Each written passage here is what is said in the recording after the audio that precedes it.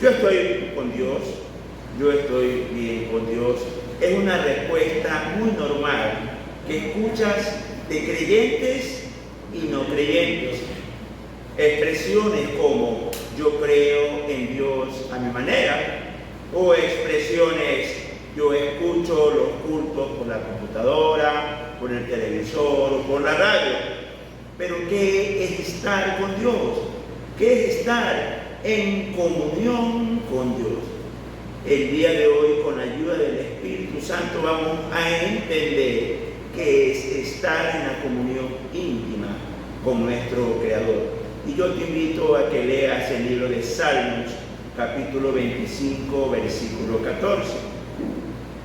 Y la palabra de Dios dice así: la comunión íntima de Jehová es con los que le temen, y a ellos hará conocer su pacto.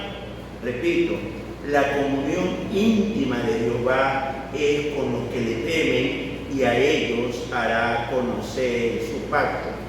El Salmo 25 se le llama el Salmo del arrepentimiento. El escritor, el rey David, en aquellos días no era rey y pasaba tiempos de angustia y reflexiona el rey David. Y la conclusión que él saca es para estar en comunión con Dios, caminar con Dios, vivir una vida cercana a la vida de Dios, es con los que le temen. Entonces, debemos preguntarnos, ¿qué es el temor del Señor? Y vamos a ver los puntos más importantes del temor del Señor. El primero está en Proverbios, capítulo 8, versículo 13. El temor de Jehová es aborrecer el mal, la soberbia, la arrogancia y el mal camino. Quiero recalcar que habla de aborrecer. Si tú temes a Dios, debes odiar el mal, apartarte del pecado, apartándote de lo que diga la cultura, la época o el mundo.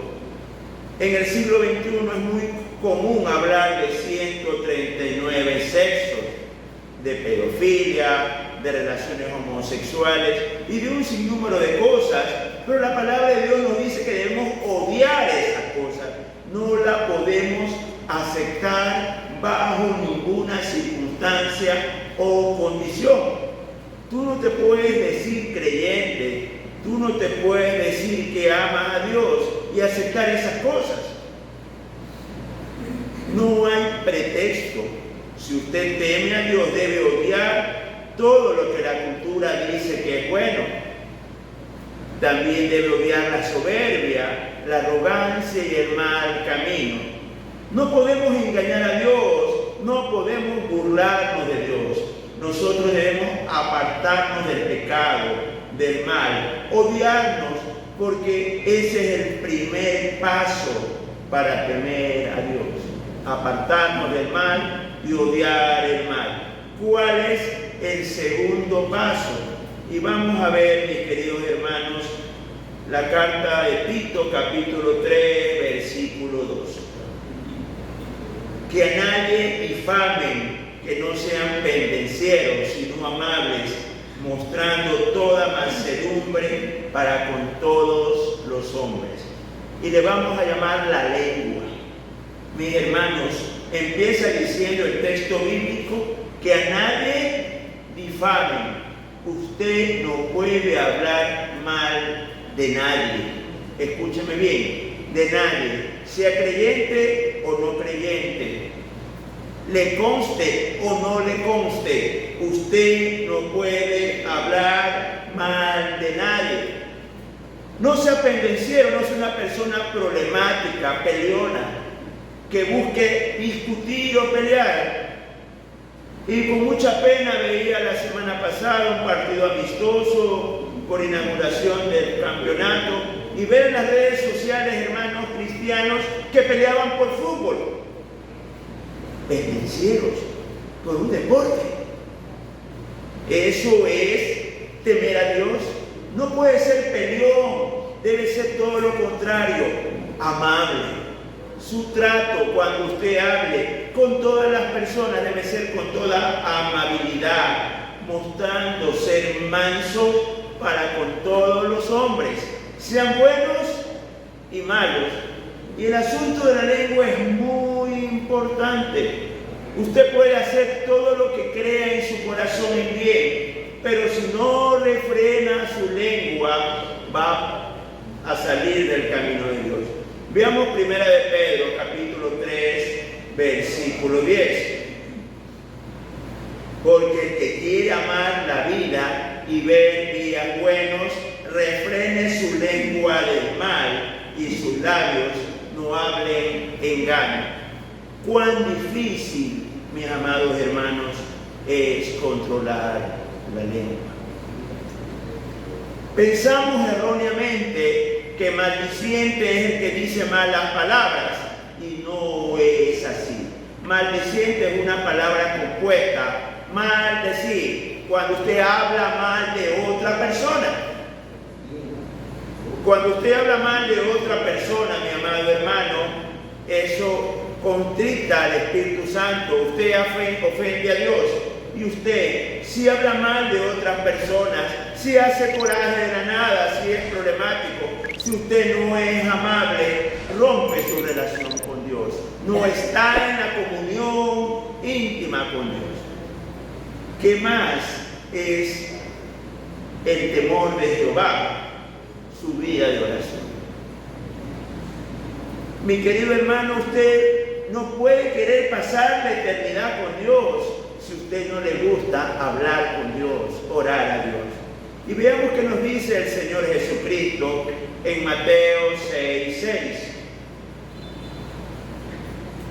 Mas tú cuando ores, entra en tu aposento y cerrada la puerta, ora a tu Padre que está en secreto, y tu Padre que ve en lo secreto te recompensará en público. Cuando usted ora, le está diciendo a Dios, yo dependo de ti.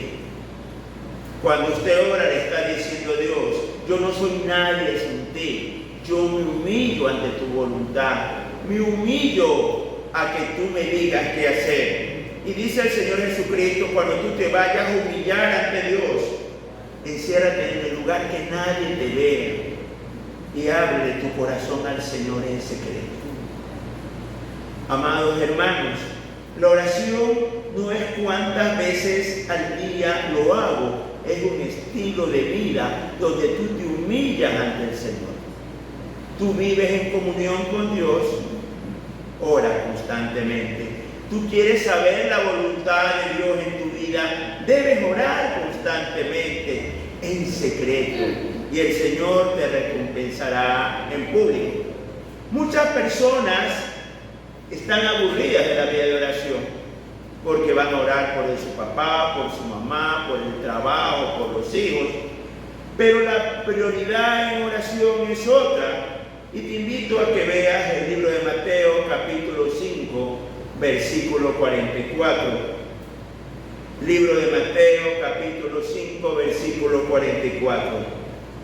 Pero yo os digo, amad a vuestros enemigos, bendecid a los que os maldicen, haced bien a los que os aborrecen y orad por los que os ultrajan y persiguen. Amado hermano, usted cuando ora debe orar por todas las personas que hablan mal de usted, las personas que lo odian, las personas que lo ofenden. Esa debe ser su primera oración. ¿Por qué? Cuando usted tiene resentimiento en su corazón, cuando tiene odio, tiene pelea con alguien, tiene un muro que lo separa de Dios. Pero el momento que usted perdona a quien lo ofende y ora por la persona que lo ofende, usted rompe esa barrera y está cercano a Dios, está cercano al trono de Dios, en comunión íntima con Dios. Piense usted en toda persona que lo ha robado, estafado, insultado, golpeado. Ore por esa persona, ámelo y demuestre que usted es hijo de Dios. Todos decimos, se parece a su papá, tiene la cara de su papá, actúa como su padre. Y yo le pregunto, ¿usted usted actúa como su Padre en los cielos, que perdona a todos, buenos y malos, pues ore por toda aquella persona que lo ha ofendido, ultrajado o robado, porque eso lo hace tener una vida cercana a la vida de Dios. Otro paso para tener el temor del Señor es amar a Dios.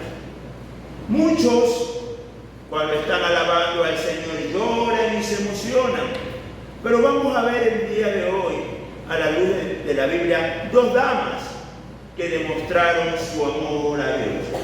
Veamos el libro de Lucas, capítulo 2, del 36 al 37. Lucas, capítulo 2, del 36 al 37.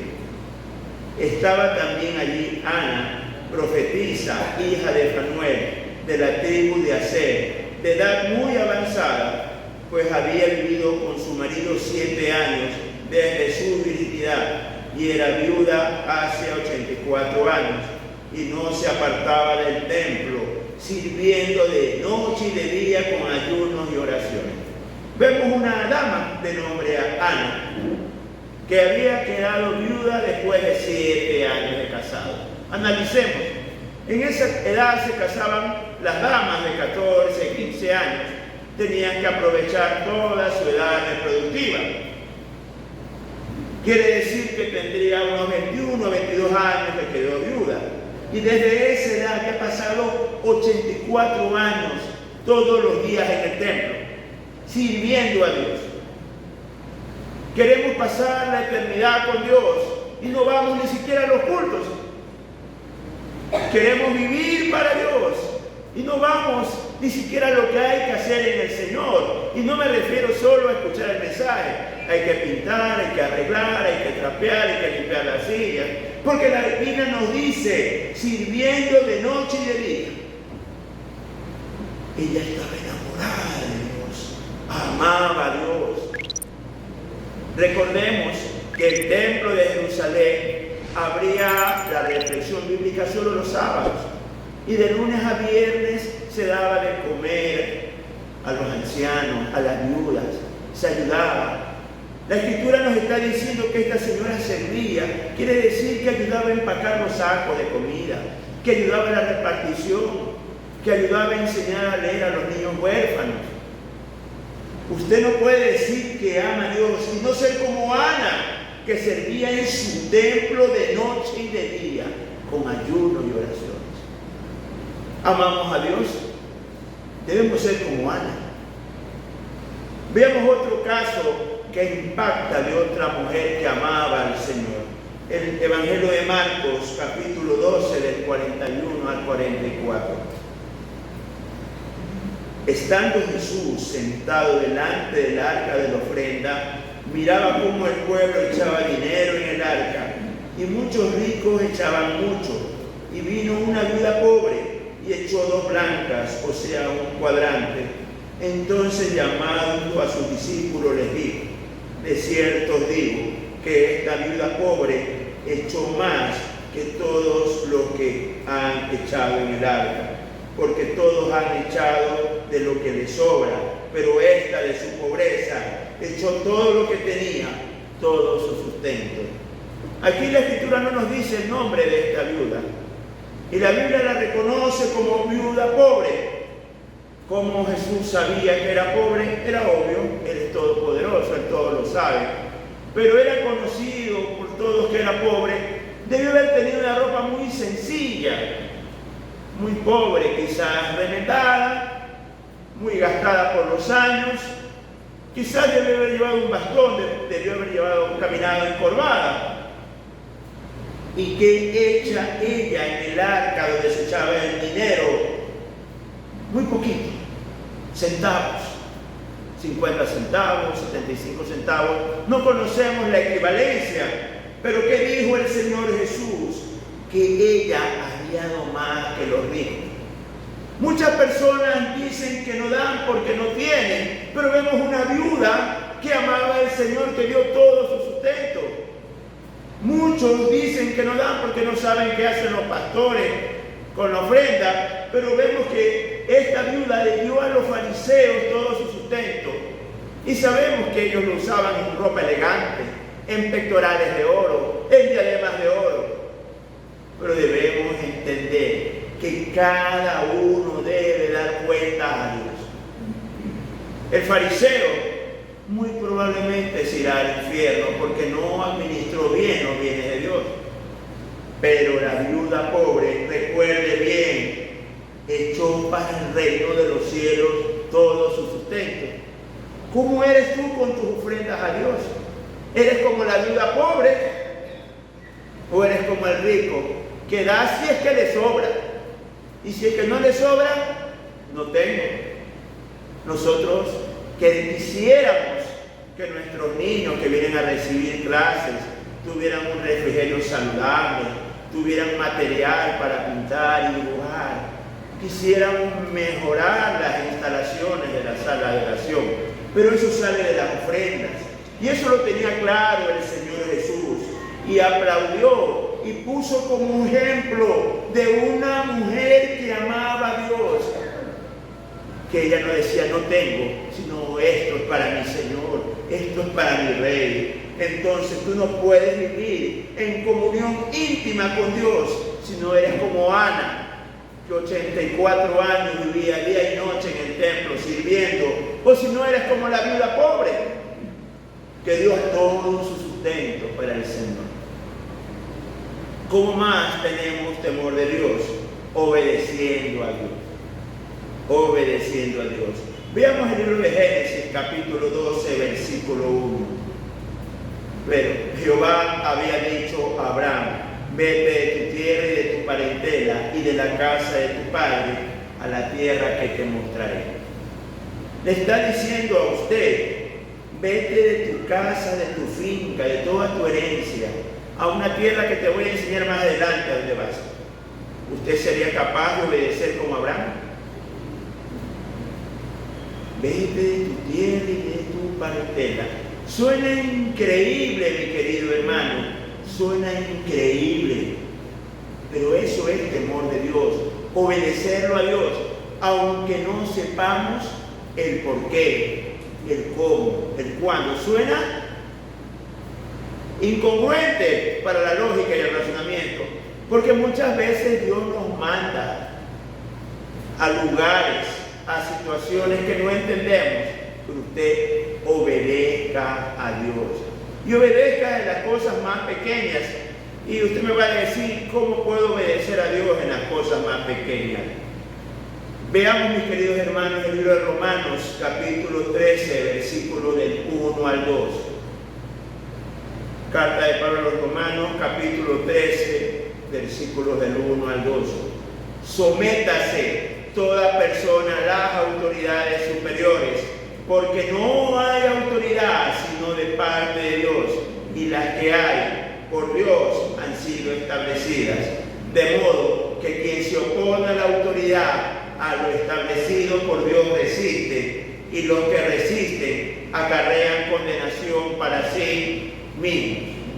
No hay autoridad que es parte de Dios. Para un niño de la escuela, su autoridad es el maestro. Para un trabajador, su autoridad es su jefe, el dueño de la empresa. Para un creyente, su autoridad es el pastor. Para todos los ciudadanos de un país, su autoridad es el presidente. Y a nosotros se nos manda a someternos. Quiere decir, agachar la cabeza y obedecer lo que nos manden las autoridades. Pero el que se opone a la autoridad, a lo establecido, a Dios resiste. Cuando usted no obedece a la autoridad, le está diciendo a Dios: yo no te quiero hacer caso. La única razón para que usted no se someta a la autoridad es que le ordene hacer algo contra la palabra y la voluntad de Dios. Es la única excusa o la única razón, porque usted resiste a Dios cuando no se somete a la autoridad. Nosotros debemos demostrar que vivimos en comunión íntima con Dios, siendo humildes, obedientes, siendo mansos a las autoridades. Veamos 2 Corintios, capítulo 6, del 4 al 10. Y vamos a ver el ejemplo de obediencia del apóstol Pablo. Segunda de Corintios 6, del 4 al 10.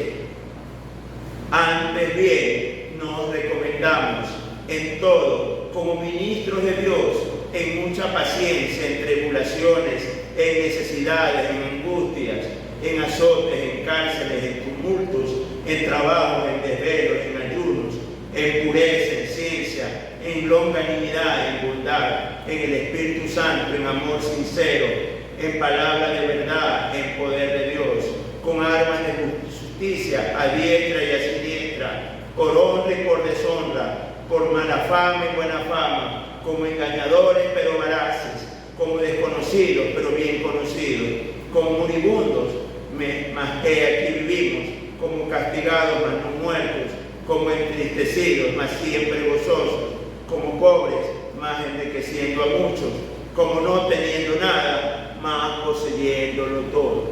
El apóstol Pablo predicó el evangelio donde Dios lo mandó, aunque fue deshonrado, aunque tuvo mala fama, fue vituperiado, fue acusado. Es algo que nos debe doler. Cuando el apóstol Pablo fue llevado a los tribunales, sabemos que estuvo preso 2 veces. Quienes lo acusaron eran hermanos en Cristo. Envidia. Quienes hablaban mal del siervo de Dios eran hermanos en Cristo. Porque el inconverso no sabía el paradero del apóstol Pablo, pero sigue creyendo. Por eso él dice, como ministros de Dios, con mucha paciencia, en muchas tribulaciones. Mis amados hermanos, nosotros debemos obedecer a Dios. Nosotros no estamos para decirle a Dios, no estoy de acuerdo contigo.